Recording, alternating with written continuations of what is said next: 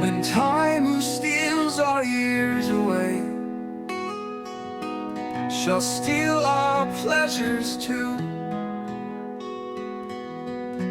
The memory of the past will stay, and half our joys renew.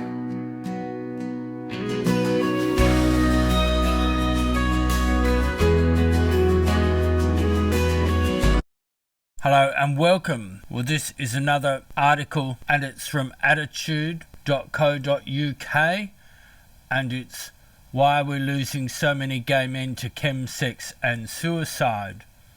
It's quite a long article, so I will provide a reading and some commentary. This is a topic that I have covered a lot because it's of great interest from a health promotion point of view. What's interesting about this story is what's not talked about by the authors. It seems to me that it begs the question, what are they trying to get ahead of? Are they trying to get ahead of the fact that there'll be rainbow type people implicated in the entertainment industry scandals and that those people are doing the Rommel choice in order to save themselves from the shame of having scandalous tapes published? It's interesting that the LGBT leadership, in collaboration with the AIDS industry, swooped in and made sure that conversion therapy was made illegal. That was, I think, to get ahead of the fact that what we're seeing at the moment is, for whatever reason, childhood sexual abuse, death cult ritual abuse, drugs and the drug culture, all of those things, plus early childhood intervention which introduces same-sex attraction ideology to young children, and that leads people to make choices to engage in that kind of lifestyle. But then what we're seeing is that down the track the programming breaks, and whether it be through a traumatic experience such as a HIV diagnosis, the programming breaks and people decide they are not what they thought they were, and that can lead to a crisis, depression, and or leading to them taking their own life. And all of this is designed to mask the statistics and so make it much harder for people's regret to be recorded as a statistic. We also see that in the body modification cult, and we see people who are making permanent changes to their body via surgery at very young ages are then as adults coming out now and regretting those decisions. The other thing that this article does very poorly is that it doesn't really engage in the concept of the unhealthy nature of the gay community, the online culture, the one-night stands, and the fact that promiscuity was actually promoted by the LGBT, HIV and trans community, and that's a very unhealthy thing. Relationships were laughed at and monogamy was ridiculed in AIDS education workshops, and that set up a lifestyle choice for people that was limited and narrow. That AIDS education that was presented by the 1990s AIDS industry really was their first horse brushing of people, and it created this very narcissistic, self-centered, pleasure-orientated demographic. It's one of the big failures of the LGBT, HIV and trans communities that more meaningful community is not being encouraged, developed or championed by the people pushing the agenda. And I believe that this unhealthiness, this unsatisfactory culture, this focus on meaningless sex and meaningless consumerism does have an impact that is not being measured. And I believe this is one of the reasons why we're seeing a lot of mental health problems and suicide in the alphabet soup community. Here in Western Australia, there is a culture of bullying in the LGBT, HIV and trans communities that is sophisticated and has been going on for a long time. So many of the suicides that we have seen have been the result of bullying, and so that is why I have in the past said that suicides should be investigated as murder, because the bullying campaigns against people are so sophisticated and directed. They include organisational bullying and inter-organisational bullying, where large organisations or powerful organisations will gang up on an individual who might have a difference of opinion, or for example might have a different health policy opinion.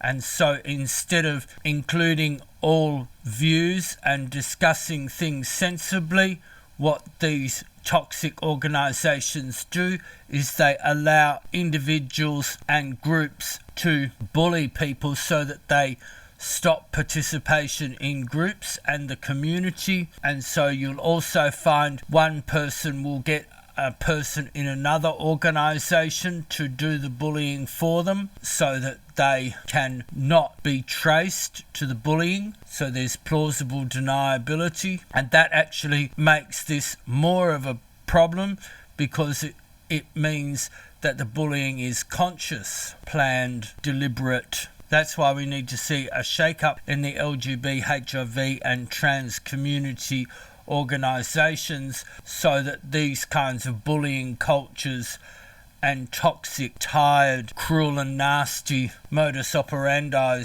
are discarded. So why are we losing so many gay men to chemsex and suicide? Are suicide and drug-related deaths among gay men becoming normalised? Asked social psychologist and expert in LGBTQ+ mental health Mark Svensson. In the past year alone, Phil Gizzi, 40, the director of a smart tech clothing brand, has lost 4 of his close friends to suicide or for drug-related reasons.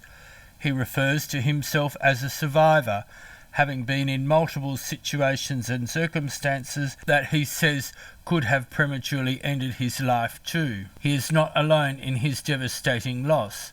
Choreographer David Allwood, 36, has lost 3 of his friends in the past year alone, and they were not the first to have died from similar causes. David Sini, a digital product manager, 45, has lost 2 ex-partners to suicide, including Strictly Come Dancing star Robin Windsor in February this year, and too many friends to count whose death were drug-related. Robin was loved and adored by many, but I could see him slowly giving up in recent years, shares David. Despite our best efforts to show him our love and be there for him, he still felt lonely and that something fundamental to fulfill his need for happiness was missing. He just couldn't see himself the way we saw him. He was chasing an insatiable need to be loved and admired, or perhaps simply accepted. Sexual orientation is not part of the data collected when issuing a death certificate. That queer people are more likely to have mental health problems and to develop drug addiction and suicidal ideation is well known. An entire social psychological theory was developed to explain it. In 2003, Professor Alan Meyer, based at UCLA's Williams Institute, published his minority stress theory. It argues that the difference in mental health outcomes between LGBTQ+ community and the general population can be attributed to the stigma and discrimination we experience because of our minority identity and status. Since then, numerous research studies have confirmed the validity of the theory by providing consistent evidence that queer people indeed suffer disproportionately from mental health problems. For example, a recent 2024 global study for the LGBTQ+ business community organisation MyGWalk, which I led in my work as a social psychologist, found that almost half of the 1,000+ LGBTQ+ respondents had been diagnosed with depression at some point in their lives.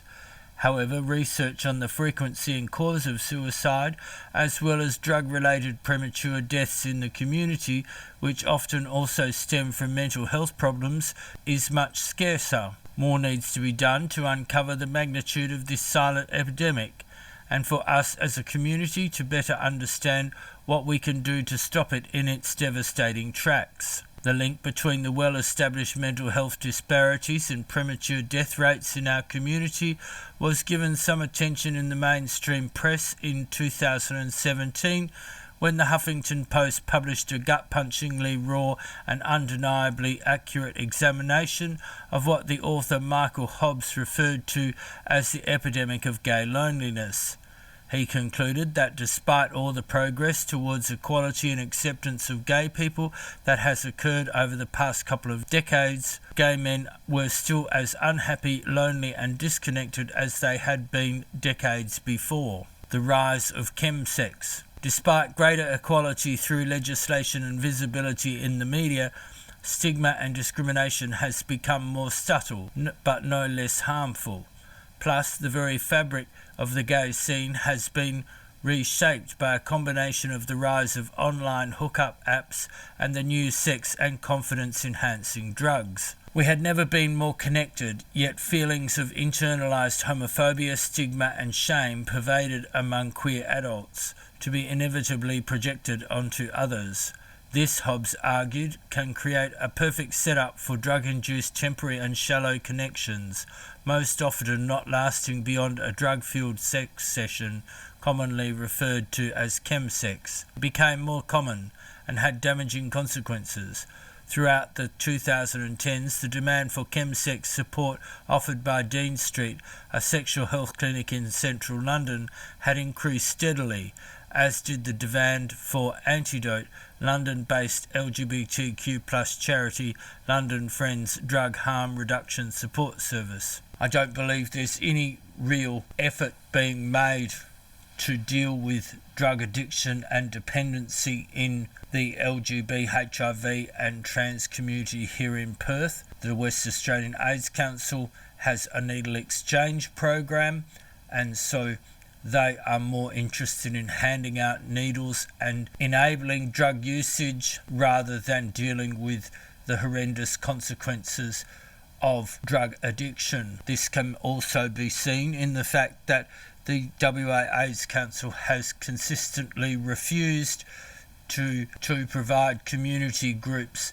with educational materials and where to go for help guides for people in domestic violence or who have experienced sexual assault. Even just getting a referral for assistance seems to be an impossibility according to anecdotal evidence. And of course, just to be clear, drug usage and out-of-control drug addiction is one of the main causes for domestic violence and sexual assault in the LGBT, HIV and trans communities.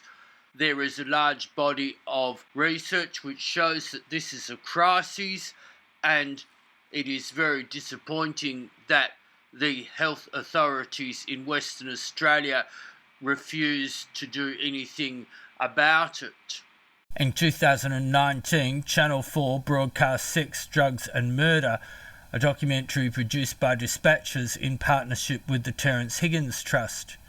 In it, journalist Patrick Strudwick passionately talks about the common use and too often deadly consequences of the drugs GHB and GBL, commonly referred to as G, on the gay scene. In 2022, GHB, GBL were upgraded to Class B drugs, arguably primarily because they had become increasingly used as date rape drugs in straight clubs. However, this did not reduce the demand for it on the gay scene, it only made it more expensive. In July 2018, the government had published a report on the findings of its national LGBT survey alongside an LGBT action plan outlining how to improve the lives of British queer people. Then in the spring of 2020, the pandemic hit and everything changed for the worse. Here in Western Australia, there is an LGBT health plan that was put forward by the West Australian Government in conjunction with the key service agencies. HIV, domestic violence, drug use weren't even included in this plan.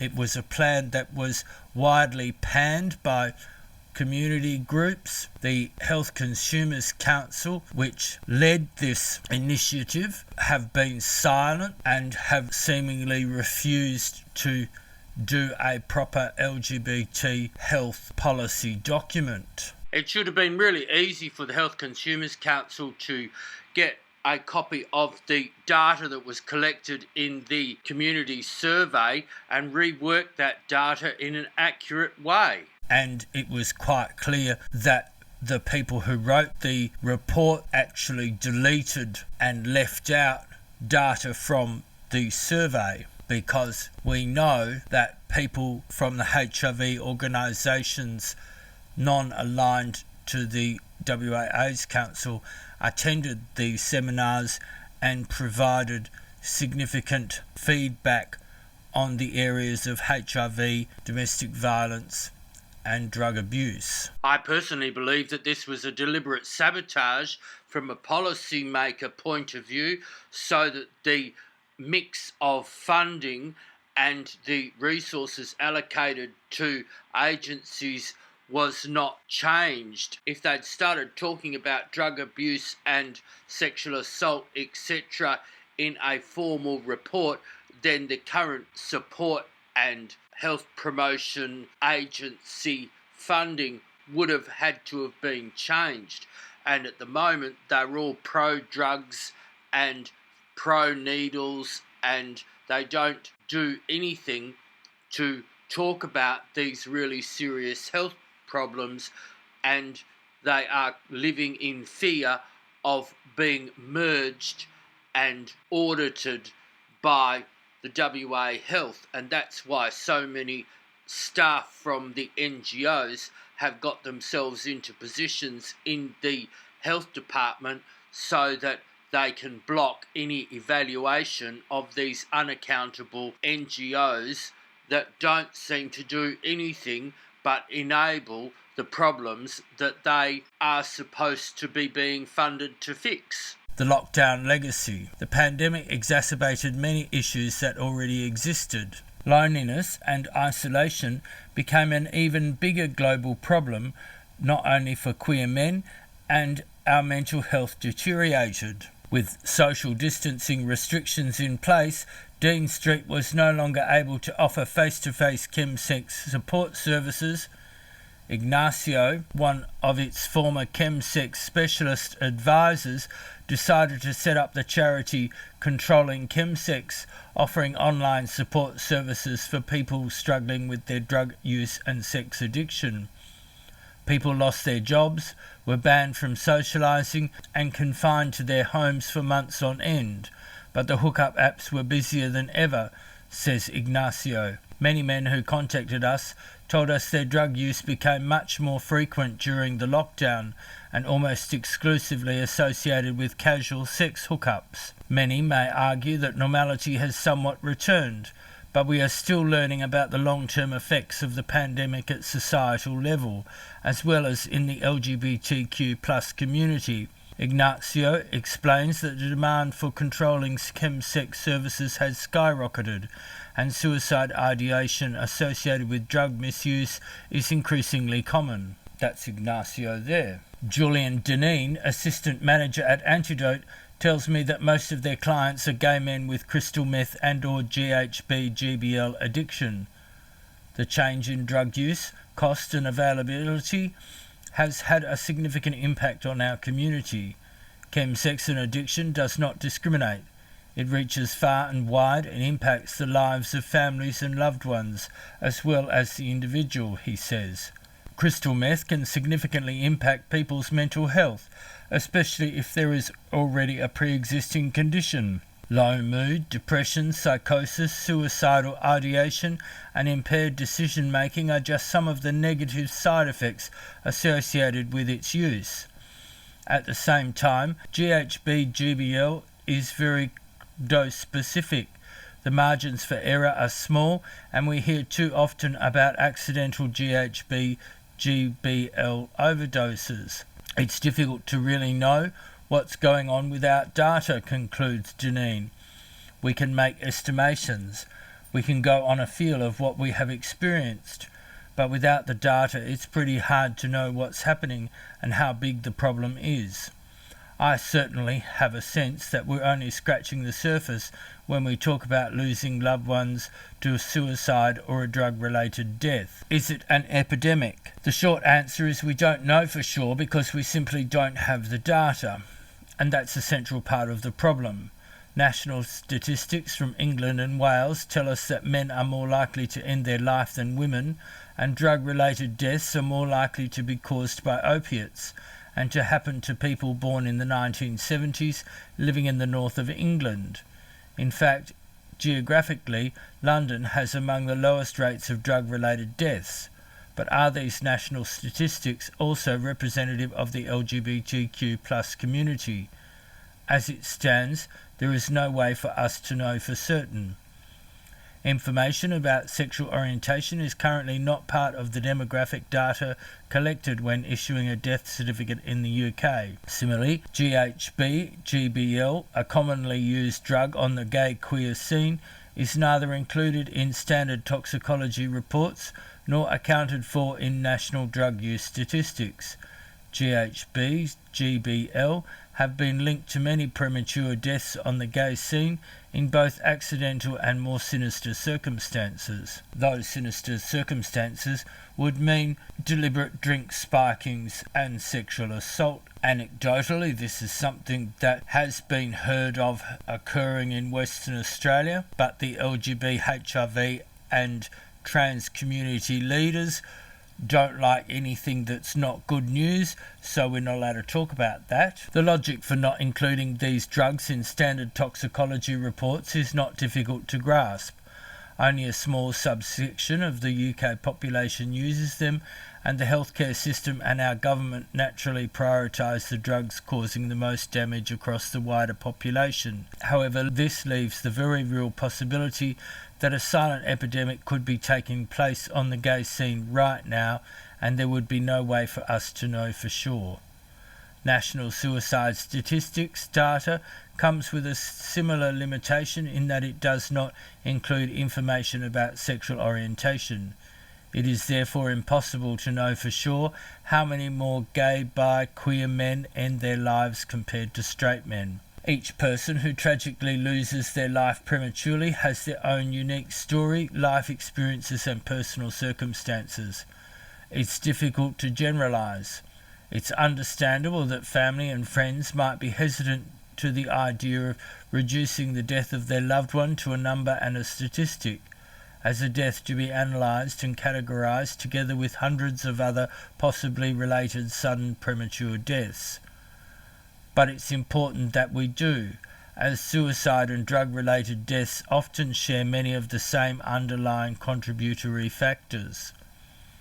The lack of reliable data on the occurrence of both types of premature deaths in the gay community is likely one of the reasons why preventative resources and support is so scarce.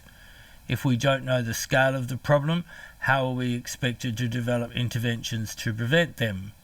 But this silent killer is far too real to far too many of us. That's Julian Deneen from Antidote. Most gay men I know have lost multiple friends. In the absence of data, we have only anecdotal evidence and research to provide the reasons for an increase in suicide and drug-related deaths in the gay community. Various contributory factors are at play. A lack of self-worth and self-acceptance combined with a sense of loneliness and isolation, a feeling that no one will ever love you for who you really are common denominators. David recalls in emotional but determined detail the life and sudden premature death of his ex-partner and close friend Robin Windsor, well known to the nation for being one of the staple dancers on Strictly Come Dancing from 2010 to 2013. Robin took his own life earlier this year. David and Robin dated for 3 years from 2010 to 2013. Robin proposed to David in August 2013 and they got engaged. David adored Robin's caring and loving personality and says he believed their deep and lasting connection, which continued well beyond their relationship, was largely based on their personal experiences with poor mental health, as well as their shared tendency to care for and support others they could see were struggling with similar problems. It was after Robin suffered a back injury on the set of Strictly and was subsequently dropped from the show that he got involved with the mental health charity SANE, for which he volunteered much of his time and energy in the years leading up to his death. He talked openly and candidly about his own mental health struggles, to fight the stigma and support others struggling. It all got so much worse after the accident at Strictly, recalls David. Throughout their relationship, sexual intimacy was often associated with recreational drug taking, to the point where they decided to separately go to a sex and intimacy therapist. After discovering that Robin never attended the therapy sessions, despite promising he would, and realizing Robin was not ready to address his childhood trauma and intimacy issues, David called off the engagement later in 2013. They remained close friends until his death. In the years that followed, Robin went to therapy and finally felt ready to meet someone and build a future. He fell in and out of love several times, and each time chipping away at his hope of finding the one and leaving him heartbroken and depressed for months. David says that towards the end, Robin struggled with a sense of purpose in life. Probing the psyche of gay, bi, queer men, Yale professor and clinical psychologist John Pakankis argues that we experience unique status-based competitive pressures due to both our social and sexual relationships mostly occurring with other men who are known to compete for social and sexual gain. He calls it intra-minority stress, building on the original minority stress theory, and published a paper with colleagues in 2020 called Sex, Status, Competition and Exclusion, Intra-Minority Stress from Within the Gay Community and Gay and Bisexual Men's Mental Health. It suggested that stress from within the gay community, due to its perceived focus on sex, status and competition, placed gay, bi, queer men's mental health stresses over and above those of traditional minority stresses. In other words, the stress we put on each other within the community can cause more harm to our mental health than the stigma and discrimination we experience from wider society. This is something that is anecdotally reported by HIV positive people in Western Australia, who often report that it is the bullying and toxicity that is directed at them from within the community that is the problem for them. But because HIV stigma leads to less complaints, that's one of the reasons why the AIDS industry does not want to do anything to reduce stigma and discrimination. However, irrespective of our social orientation, we are men living in a heteronormative society that from an early age teaches us to be strong and competitive while hiding our emotions. As most queer men don't go on to form traditional families with children, career and status can become our primary purpose in life. If we then find ourselves not living up to our own or perceived societal expectations, we might experience a disproportionate sense of failure compared to men with families and children who contribute to their sense of life and purpose. Life purpose can be a problem in particular for older gay men. Now in his mid-40s, David says, "I sometimes feel lost and forgotten about. What are we supposed to do when we no longer enjoy going to parties, clubs or chill-outs? It's not what me and my friends want to do anymore, but where are the alternatives?" David, who was crowned Mr. Gay Great Britain in 2022, shares a similar sentiment. "I think many gay men of the older generation feel ignored and forgotten about. Young queer people have got different priorities and life perspectives these days." He says there is a real divide in our community right now, and I think that can be particularly hard on older gay men. Having grown up at the tail end of the AIDS epidemic, Phil never thought he would live beyond his 30s. Gay men died young then, so I assumed I would too, he says. And perhaps that's part of the problem. Many of the role models we would have had passed away before their time and left a void behind them. We need to fill that void with alternative queer life course pathways to be inspired by. Phil's experience introduces another common cause of poor mental health in the LGBTQ+ community. He came out at the age of 14 to a not particularly supportive family. I think every gay man that comes from a family that weren't supportive of them ought to have therapy, says Phil, who now regularly helps friends going through similar struggles to those he went through. The fear of rejection and the habit of suppressing the real you are both incredibly difficult to shake. David grew up on Malta's second largest island, Gozo. He tells me how his dad wasn't physically or emotionally present throughout his childhood. Those years of feeling disconnected or rejected from a parent, the people who are supposed to love you unconditionally, will shape how you relate and connect to people as an adult, he argues. The fear of rejection and the habit of suppressing the real you are both incredibly difficult to shake. These deep-rooted patterns that affect our ability as adults to create and believe that we deserve authentic connections and loving relationships can be unlearned. This is what Your True Colours is all about.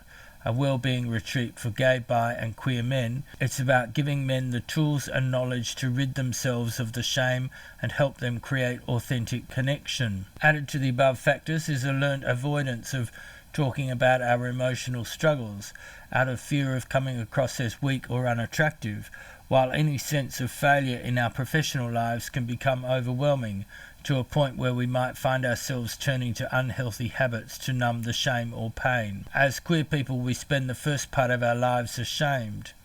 I think it's often about lacking a sense of purpose, as well as a deep-rooted inability to create authentic connection, says David, reflecting on the possible reasons why gay men might be more likely to consider taking their own lives or turn to drugs to escape their problems. As queer people, we spend the first part of our lives ashamed and hiding who we really are, and by doing so actively avoiding authentic connection, only to then spend the rest of our lives looking for approval and acceptance. Phil points out that an added factor is the isolation that the alluring big city lifestyle of sex, drugs, body ideals and sex-focused chill-outs can bring. London and many big cities are hard places to walk, he says. You see people who are around 1 minute and then they are gone the next, and you think to yourself, have they done what I did? London kind of chewed me up and spat me back out. As a fellow professional dancer, David also knew Robin Windsor. He was a giver and a doer. He was also supporting me. Every time I met him, he would give another dance costume, he recalls. Despite Robin's giving nature, he did not hide his own mental health struggles, and signs suggest he did struggle with intraminority stress, as likely did Ben, not his real name, another friend of David's who also passed away suddenly and prematurely last year. Ben was a complete shock. I wasn't prepared for it at all. I had no idea, and well, I actually think he had no idea he was at the end of his life either, explains David. It was more an accidental mishap with sleeping tablets as far as I know. He was out partying. Apparently he was very high, and people were telling him that he was not in a state to go home, but he went, and was then found by his flatmate either the next day or the day after. David describes Ben as an alpha, someone who seemed to have everything under control, and he wouldn't be the kind of guy that would ask for help, even if he was struggling. He had his own business and owned properties, and was a charismatic and popular man who did like to go all out when he partied. It was a common story amongst his friends that when he did party, he did it in an excessive way, and there was no real way of controlling him. If that's what he wanted, then that was what he would do, reflects David. He goes on to talk about a third friend who also passed away suddenly last year. In this case, too, David is not sure what the exact cause of death was, only that it was also drug-related and almost certainly accidental. I don't know the exact cause of death and I don't really want to speculate. I don't think that's fair to do, he says. Stigma and shame often associated with these drug-related accidental deaths is a problem in itself, as it breeds an environment in which the subject is silenced and avoided rather than talked about and properly processed. A disconnect between the family's perception of the life the deceased lived and the life they actually lived might further contribute to a general reluctance to talk openly and honestly about the context in which the death took place and the underlying factors that might have contributed to it. It is impossible to know how many more gay men end their lives compared to straight men. The underlying factors behind this high number of premature deaths in our community are complex and multifaceted, and there is obviously no simple magic formula to fix them. However, there are things we can do to face up to this silent epidemic and start tackling the issues. First, we need evidence that an epidemic of premature deaths is in fact taking place. To do this, we need the data relating to these deaths that is currently not being collected. This is what I have set out to do with You Are Loved, a new community interest company that has been created to help prevent premature deaths in the community by collecting and analysing premature death-related data, as well as providing a grievance outlet and support service. Phil wells up as we start talking about his 4 friends who have died in the past 12 months. I think that's part of the problem here. They come too fast, too quick. I haven't had time to address them, he shares. I've put them in a box and said to myself I will deal with the grieving when I feel I have the time and the bandwidth to do so. I just don't at the moment. Just like David shared earlier, Phil is not sure about the exact cause of the deaths of his friends, just that they were drug-related and not planned. Phil goes on to state what perhaps we already know too well. There is a lot more to the full picture than their official cause of death anyway.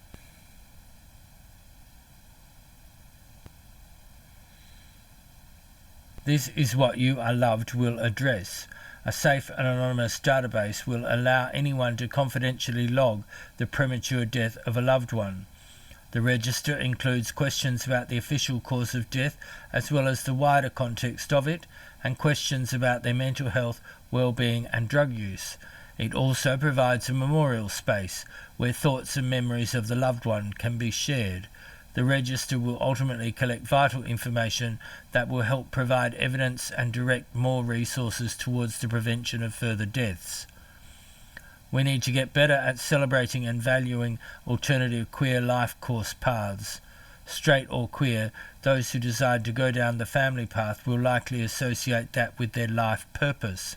However, those of us who don't necessarily want children need to be reassured that our lives can be just as full of purpose and joy through the pursuit of other paths, while finding love and belonging in all kinds of relationships, not only by following heteronormative models or the temporary sense of belonging the gay scene might provide. Creating safe spaces. Finally, we need to create more spaces that encourage those authentic connections, to confront and help eliminate the shame, stigma and fear many of us still associate with our sexual orientation. David started Homo Parody to provide such a space for queer people by running weekly all-ability dance classes and the recording of celebrity parody dance videos. David often schedules classes and rehearsals for their community videos on the weekends to give members an alternative to partying.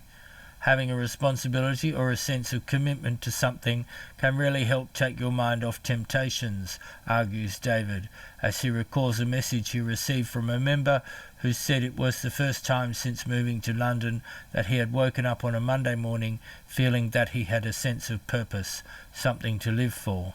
As gay, bi, queer men, we need to appreciate that there is so much more to us than our looks or careers, and that we deserve to be loved and that we belong.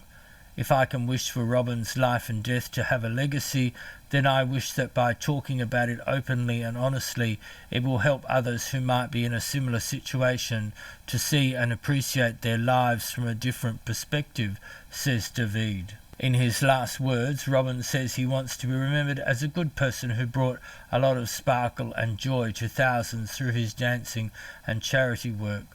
I have no doubt that Robin would absolutely love that we share his story in the hopes that it will help someone out there to not make the same decision as he ultimately did. This article is in memory of Robin Windsor and all the other friends, partners and loved ones we have lost to premature deaths recently and over the years. Mark Svensson is a social psychologist and expert in LGBTQ+ mental health. He is the founder of You Are Loved, youareloved.com, and retreat director of Your True Colours. Need to Talk, the national LGBTQI+ support line switchboard, is available 10 a.m. to 10 p.m. on 0800 011 9100 switchboard.lgbt. I think it's pretty clear that the world needs to imagine connections beyond the online world. The online sex apps and the online social media platforms are not doing very much to enhance community. They contribute to more harm than good in many ways. And I don't think that many of the LGBT, HIV and trans community organisations that are currently in place have the capacities to actually deal with the complexities of life in the modern world. They were set up in times gone by, and now the modern post-COVID world seems to be beyond their capabilities to deal with. And certainly the problem in Western Australia is that the many causal factors that might lead to suicide or premature death, like drug abuse and depression and stigma, discrimination, all of those things are the very things which the government-funded health agencies refuse to address. They are quite happy to run dance parties to enable the drug culture, but they do little or nothing to prevent the harm. Well, I hope you find that article useful. Please like, share, subscribe and follow. Please follow at JamesRendell17 at x.com. We appreciate everyone who watches our videos. Thank you for watching, and I'll see you next time. Bye bye. Cuando el tiempo que nos roba los años nos robe también los placeres, el recuerdo del pasado se quedará y la mitad de nuestras alegrías se renovarán. When time, who steals our years away, shall steal our pleasures too, the memory of the past will stay and half our joys renew. Then talk no more of future gloom, but our joy shall always last, for hope shall brighten days to come and memory gild the past. Entonces no hables más de la tristeza futura, nuestras alegrías siempre durarán, porque la esperanza iluminará los días venideros y la memoria adoró el pasado.